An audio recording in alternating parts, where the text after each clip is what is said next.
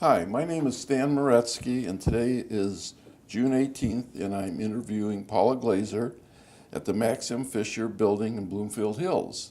This interview is being recorded as part of the Women's Leadership Oral History Project. Paula, do you give your permission to the Leonard and Simons Jewish Community Archives to publish, duplicate, and otherwise use this recording for educational purposes and for use as deemed appropriate by the archives? Yes. Okay, thank you. The Women's Philanthropy Department of Jewish Federation has had several names throughout its history, including the Women's Division, Women's Campaign and Education Department, and for the purpose of this interview, the questions will refer to it by its current name, Women's Philanthropy. But you can use whatever name in the discussion you're comfortable with. So anyhow, let's start out with your youngest childhood memories. Where were you born and raised? I was actually born in Portland, Maine, and came here when I was 5. My mother's family was here. And so I went to school in Detroit, graduated high school in Detroit. What school? Henry Ford, and Werner Elementary School, let's say that, known for having Werners 3 times a year, and then went to University of Michigan for school. And what did you major in there? Majored in social work, and then went to law school at University of Detroit, and spent about 6 months actually working as an attorney, and that was it.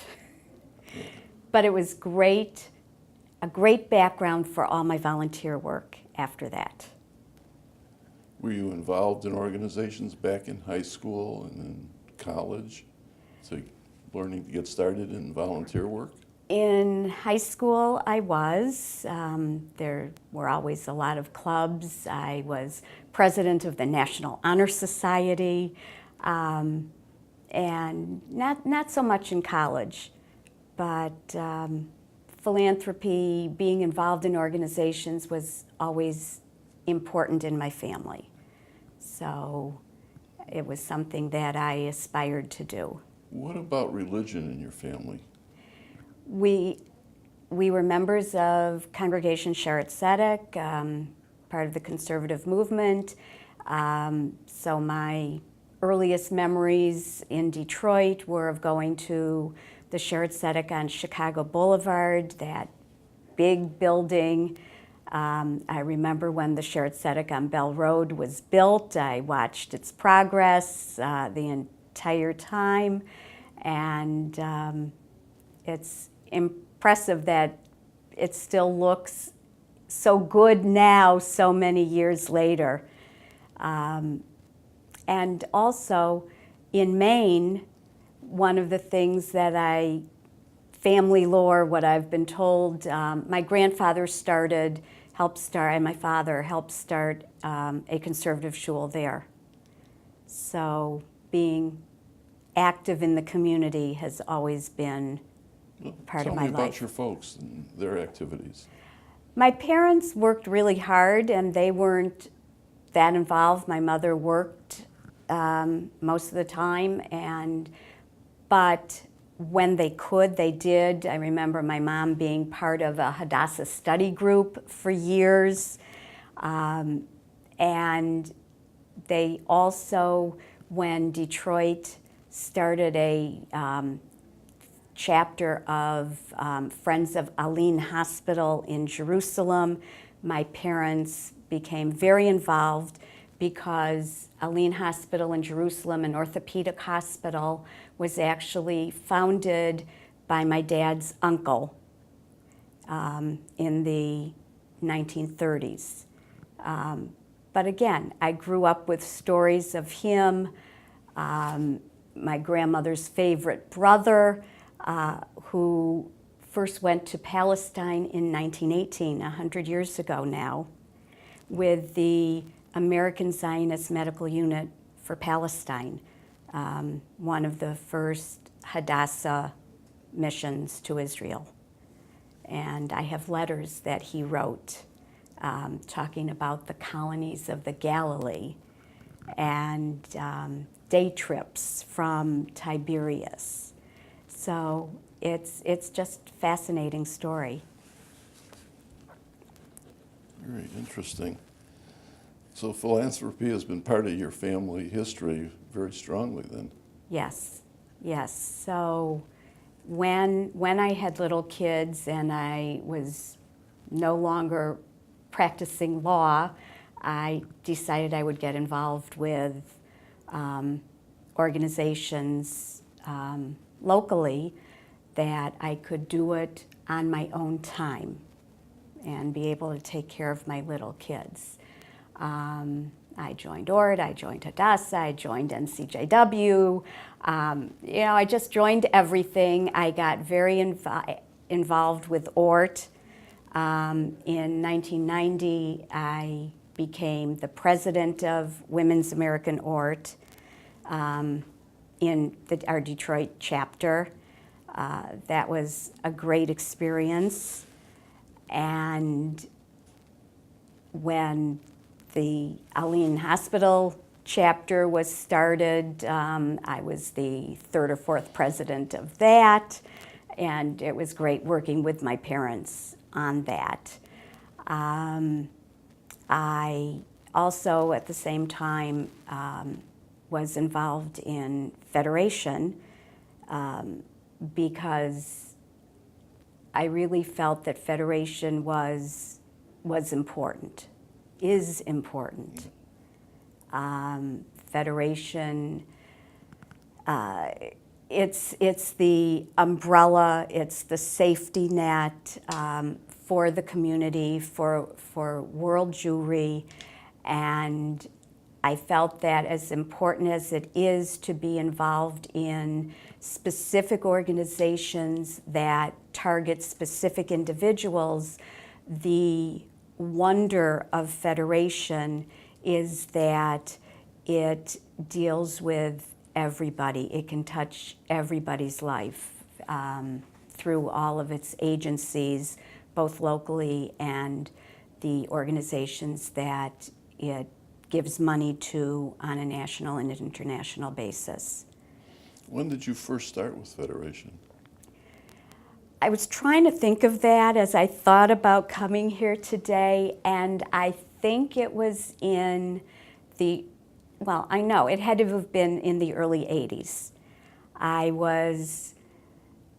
must have been somewhat involved doing something, I don't remember what, but I was asked to be involved in a group that, and I don't remember the name of the group, but we learned about the various agencies of Federation. We learned about Federation and its mission, and we learned about all the constituent agencies. Some of them we visited, some of them we had a speaker come in for, but that was my real introduction to the Federation world. Well, was there somebody in that group that kind of mentored you to keep you going once you started learning about all these things? Not then. But going to Federation events and getting involved in some of the activities on some of the committees, I was just so impressed with all the women who were involved. And at the different meetings when the past presidents were asked to stand up, and these were women who were so involved in everything in the community. Jane Sherman and Doreen Hermelin and Marlene Borman and Tilly Brandwine and Edith Jacquier and Dulcie Rosenfeld. I'm sure I'm missing at least half a dozen from those, even from those early years. But it was so impressive that not only were they involved with the entire community, but they were still involved in the women's department at Federation because that was important to them. What were some of the early committees that you volunteered on? One of the earliest that I remember was called Zedek Experience, and that was for fifth graders. One Sunday of the year when we brought fifth graders in from all the Sunday schools, or at least all the ones that would participate with us, and they learned about the Federation agencies and some of the non-Federation agencies like JARC and Kadima, also that were part of our community. The fifth graders, they went from table to table. There were people from each of the agencies at the tables to interact with them, to do an activity with them, and through these activities, they learned about the community.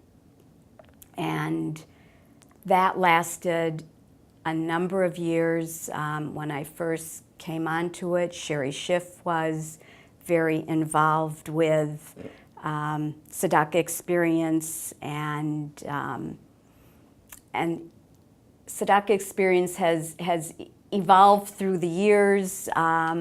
Now I think there are other activities that, I'm not sure it's fifth graders or sixth graders, but there's a lot of different activities for the pre-bar and bat mitzvah kids now, so that they can learn about the community, and some do their community service within our agencies. And that's actually one of the things that has been so important, I feel, about women's philanthropy through the years. A lot of the programs that we started, that we evolved with us through the years, we were piloting it for the whole community, and some of our programs have gone on to be part of the entire Federation, and have become just much bigger and more important as it's evolved through the years. Which was one of them? Well, we did Shalom Baby, which is now J Baby, and is a very important program that brings in a lot of young people to, I was going to say young adult division, but that's next gen. And all the names have changed through the years. So, a program like that really got its roots in what we were doing in women's department at the time. So, we're proud of it. Well, what about other members of your family, your daughter, your husband, your daughters? Did you get them started into philanthropy also?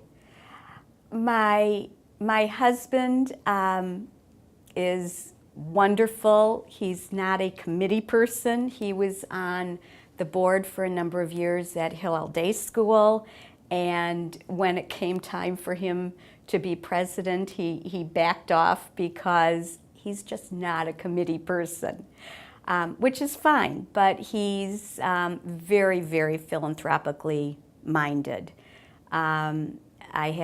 We have two daughters, Alana, who lives in the city and has been involved on the Tamarack board and very involved on the JCC board, as well as Hillel Day School. And my daughter Mindy, who lives in Philadelphia with her family, teaches at the Jewish Day School there, the Hillel equivalent, and is involved also in her synagogue and at the school. So yes, I think that my involvement was good for the family. Back in the days when I was ORT treasurer before I was president, my girls learned some of their math skills and how to use an adding machine by helping me out doing some of the work on the books. So it's definitely been a family experience. Have you worked with helping to bring on new leaders for Women's Philanthropy or any of the other organizations, like mentoring or trying to help mentor? Sure, and one of the focal points during my presidency, and probably every presidency, is how to get new women involved, whether the ones who are retiring from jobs and have more volunteer time, or the younger ones who might have time in between taking care of the kids. We had a vice president dedicated to the Young Women's Steering Committee because it was very important that we get involved in women's department, those women who were getting too old to be part of young adult division. But they weren't sure that they wanted to come join us because that's where their mothers and grandmothers were involved. So we had many programs to involve them. I worked one-on-one with a number of them to let them know that they did matter and that it was important to us that they become involved. Who are some of the leaders now who? I was looking over some lists before this, and on my executive committee and people who were on my board are Leah Troche and Roz Blank and Betsy Hewer and I know I'm forgetting names, but women who have been presidents recently in the past number of years. Jennifer Silverman was our liaison from Young Adult Division, and she's been involved in Women's Philanthropy for years and is still involved, which is wonderful to see. The programs educating women, were you involved in those also, beyond just being active in the organization, actually participating in some of the committees and the training programs? As president, we ran some of those programs during my presidency, and we, so I was involved in recruiting women for it and speaking to them, helping set up the programs for it. I was also involved at some point in one of the women's hadracha programs where we put together, I was a participant at one point before my presidency, and then I think it was still before my presidency. I don't remember exactly what year. I was one of the co-chairs. Marty Rosenthal was the chair of another women's hadracha group, which got together a group of women and took them to Israel to teach them more about Federation, the Federation activities in Israel, to make a group that they could bond with and come back and be involved here. And that was terrific. Some of the best experiences were Israel trips as part of Federation. In 2001, which was during my presidency, There was an intifada in Israel, and there was a 4-day solidarity mission to Israel that I was asked to go on. Jane Sherman was very involved in that and was on my bus. We were actually in Israel on 9/11, 2001. That was an experience as we... You want to talk a little bit more about that, the feelings and how people reacted? Yeah, we were on our way to our Partnership 2000 area in the Central Galilee and had stopped at a mall for a drink break and actually saw on television at that point, because it was 9:30 in the morning here, what was happening in New York. And then we continued on to our Partnership 2000 area where we thought we would be bringing them comfort that we were visiting in spite of the Intifada, and instead they were offering us comfort and help for those people who had relatives in New York at the time, helping them get through on the phone to New York to find their loved ones. It was a reversal in roles and a very impactful trip for both sides, for our Partnership 2000 area and us. And speaking of Partnership 2000, that was also an important part of my presidency. At that time, we were doing women's seders here to just get our women together to work on something that was meaningful, teach something new about, possibly a new slant on how to present a Seder to your family. And some women from our partnership area came in to attend the Seder.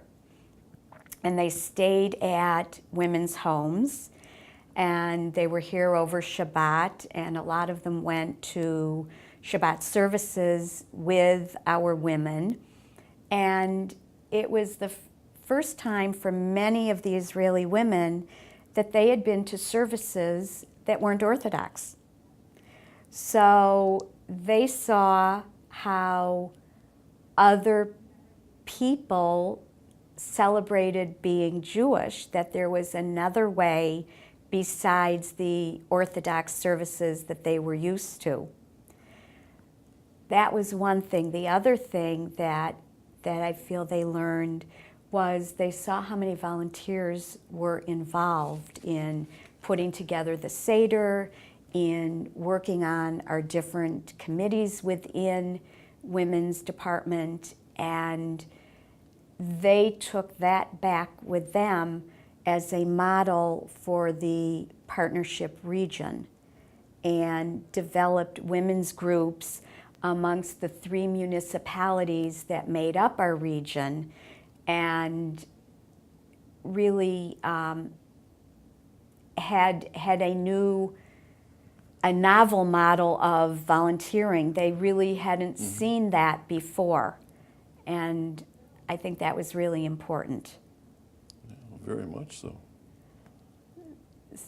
So how many trips did you make to Israel then?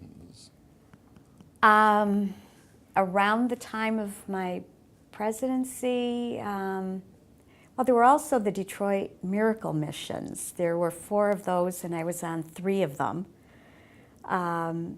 So I'm not sure. I haven't counted how many times. Each time to Israel is very special and a learning experience. What other positions did you hold along the way before you became president? Well, immediately before president, I was campaign vice president. And leading up to that, I had been recording secretary for the board, and prior to that, I chaired a number of the different campaign committees.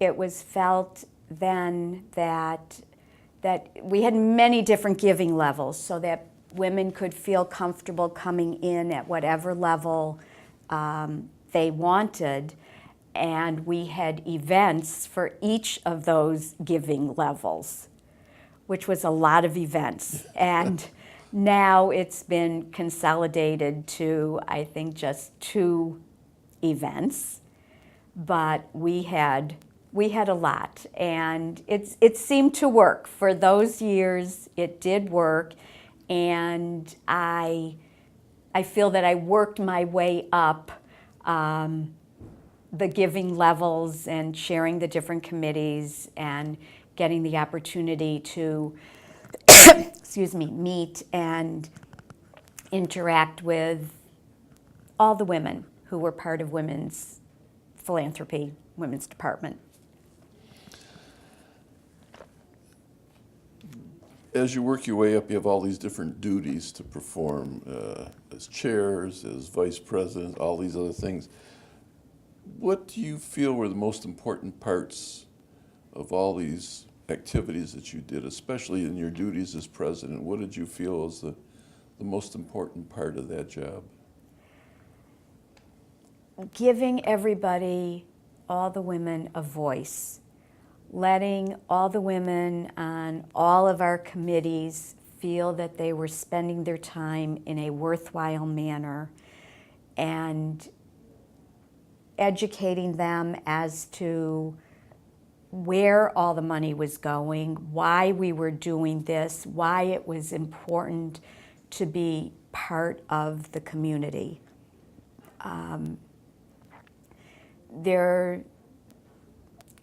Being frank, there have been times during the years when people have felt that Federation was an elitist organization and that they were only interested in you if you gave money. And I feel that through Women's Department, we were able to reach out to so many women and get them involved that we were able to break down those old barriers and stereotypes in many situations. And if you bring in the women, if you make what they're doing important, which it is, they go back and educate the whole family. Mm-hmm. As they sit there at the dinner table and talk about what they did during the day, that's where the kids learn about philanthropy and being part of the community. So I think it's essential to get as many women involved as we possibly can, and that was my goal. I think that's been the goal of every president of Women's. Are you still helping to get other people involved now? In every way I can. When one of the strengths of the Women's Department, Women's Philanthropy, is that the past presidents don't go away. That's what impressed me so much. One quick story, I went to an event. I was a lowly chair of one of the campaign committees, and there was a meeting at Dulcie Rosenfeld's house. And I walked in, and she knew my name. And I was shocked. She was a past president. She's involved in the whole community. And I was very, very surprised. So I have tried throughout my career in leadership, in philanthropy, with women's, with other organizations, to acknowledge everybody. I don't think I'm as good on remembering names as Dulcie is, but I know faces, I smile, I say hello, I introduce myself, I ask for names, and I think that's really important because that does make the one-on-one connection. Well, you mentioned other organizations. Are you involved with other besides Federation and Women's Philanthropy? After my presidency, I was involved with one of the Federation Planning and Allocations Committees. I chaired that for a number of years. I chaired Shalom Street at the JCC for a number of years. I'm now on the board of Frankel Jewish Academy. I was involved on the board for years at my synagogue.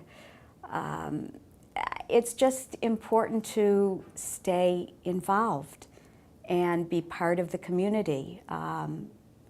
That's the strength of our community, and going to all the conferences, conventions through the years. Detroit is a leader in so many ways, in our programming, in our people who have become leaders of national organizations. Connie Giles, David Hermelin, Penny Blumenstein, Joel Tauber. So many of our people have gone on to national and international acclaim.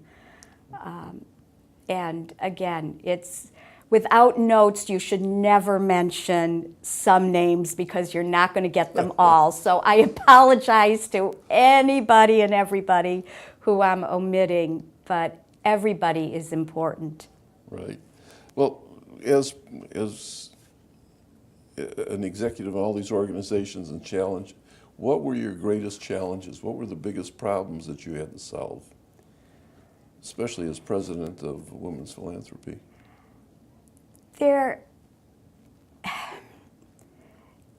It goes back to getting more people involved and raising more money. Because there are many wonderful organizations and causes, and people have many different ways of spending their money. So again, it just goes back to educating people as best we can so that they understand how Federation and its agencies are the safety net for everybody in the community, and is always striving to do better, both in outreach to people and in how they use the communal money. Mm-hmm. The staff who I worked with as president, people are great. The staff does a lot of the work. So difficulties, there are challenges, but with a lot of good heads put together, we're really able to overcome them. And there weren't major difficulties.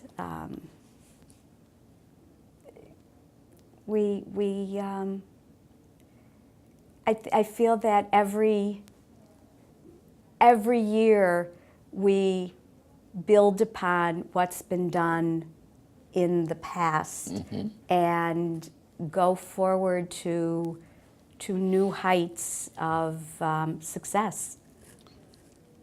What is your most favorite accomplishment, your proudest achievement? You personally, when you come home at the end of the day, what do you think you were the happiest about? When I was president,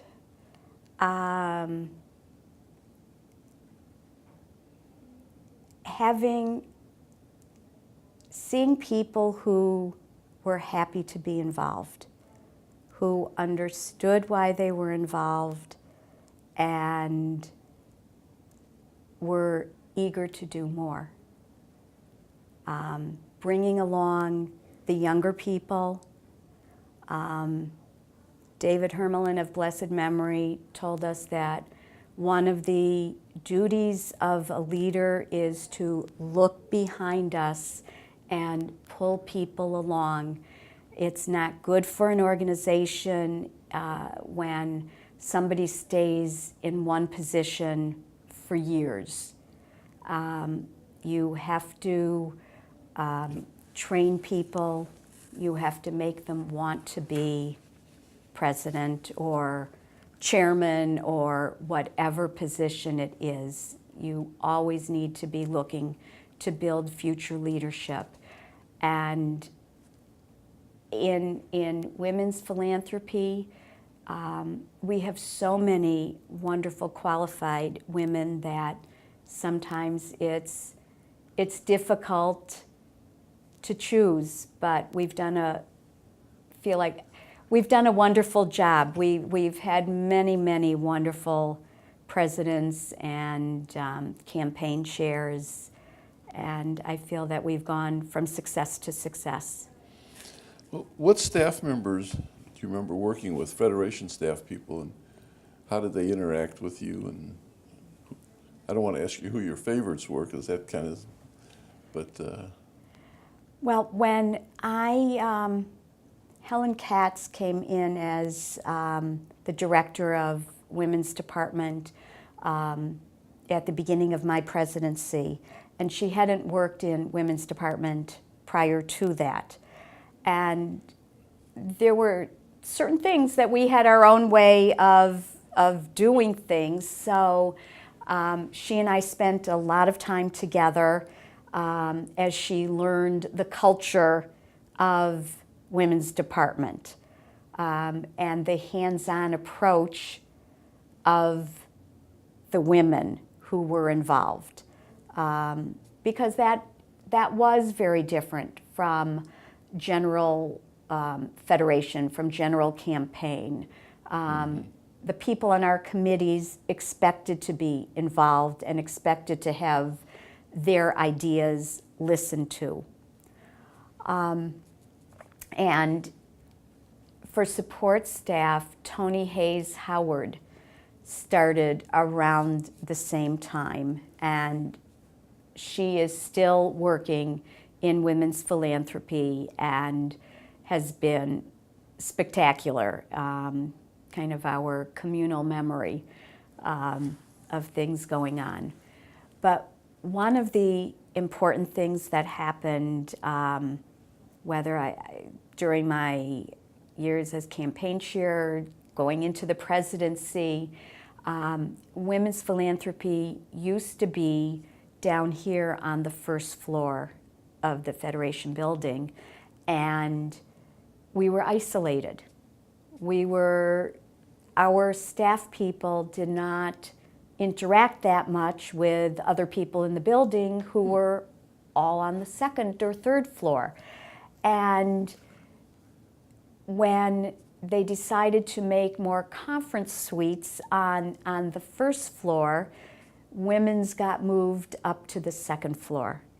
And that was a wonderful move, because all of a sudden our professional staff was seeing and interacting with the professional staff of general campaign and the planning and allocations committees more and more all the time. And that helped integrate women's more into the whole federation. Prior to that, we were really a separate entity, and I'm not sure that we were looked upon with the respect that we should have been. But that really did start to change when people got to know us better by being up on the second floor. Location is very important sometimes. Well, as they say in real estate, location, location, location. So Right. And it was true for us. How big of a staff does Women's Philanthropy have, professional staff in Federation? We used to have, at my time, probably the trying to remember, the director and maybe two associate directors. And now we don't have that. We have people who work in other Federation departments who have other portfolios who work on something within women's departments. So if it's the campaign event, then some of the women who work in the campaign department work with our women's philanthropy people to put it together. So we're very integrated into what goes on in the whole building. This is kind of a strange kind of a question, but do you feel women solicit differently than the men solicit? Probably. I think that men, from what I've seen, might go to their friends, their business associates, and say, I need X amount. Open your checkbook, give me this amount, it's for such and such. And for the women, there has to be more of a connection. The women who are giving need to understand why they're giving, what their money is going to do. Not that women are less trusting than men, but the men will just seem to trust the person who's asking them for the most part, and if it's somebody who they believe in, they'll give the money. The women want to know why. It's an interesting answer. I appreciate that one. How does women philanthropy interact with the general campaign? Do you, or is it just totally separate? No, now I think we're very much part of the general campaign. We have our own events, but a lot of the staff, I think a lot of the training is all done together, differently than it used to be done when we had so many different divisions, and it was so people intensive to get everybody together and train them in soliciting. We used to have days when we brought all the divisions together so that they could learn how to solicit, and now I think that's all part. We're just one part of the whole picture now, which is the way it should be. Okay. What are your hopes for the women's philanthropy in the future? Where do you see it going? I see it training, being involved with more and more women. We are a wonderful training ground. My presidency, Beverly List preceded me. Nancy Grossfeld was after me.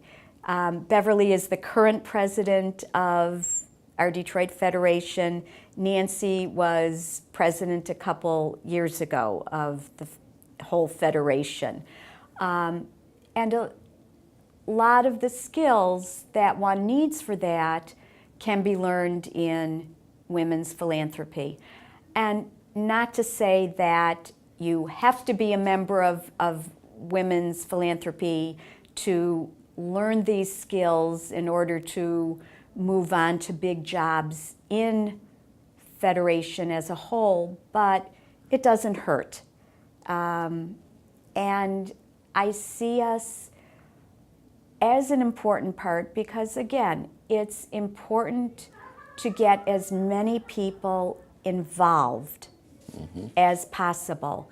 And by having our vice presidents, by having all of the committees that we do have, many women can get involved. Many women can learn about the Federation mission and move on to more positions if they desire. Some like what they're doing on one project, and they might stay with that project forever in some capacity. And that's okay too, because that project does so much good and educates so many people and reaches out to the community. So I just feel that it's important for women's philanthropy to continue as it's been doing, educating women, piloting many projects. When you involve a committee of lay people, and you open it up for discussion, you get all the pros and cons from a lot of different viewpoints that you may not get when it's the professionals looking at things by themselves from their point of view. And so it's important that we have our committees, that we have people involved, and really continue being role models for the women who are coming up after us. Yeah, that's a very important term, role model. Yeah. One last question. Is there anything that I haven't asked you about that you'd like to add in, something that you suddenly remembered after talking all this time? I'll remember something at 2 o'clock this morning, but no, I think we've been thorough. I